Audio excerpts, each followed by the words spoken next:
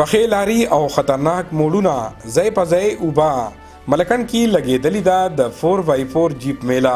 د ملکن په فورهمنا ماول کې شوي جیپ ریلی کې په درزنونو ډرایوران میدان ته وتی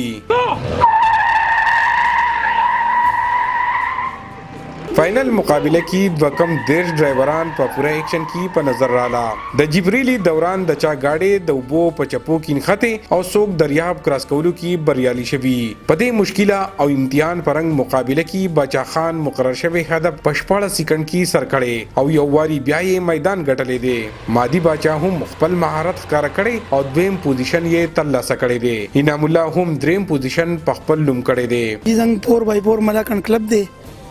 او جنګ هر کال دا ریلی کو او د ریلی مقصد زموږ د دې په علاقه کې امن دی او د نه کله خوشحالي ورکو ملکان کې دا سیورلی نو ورګنه شوی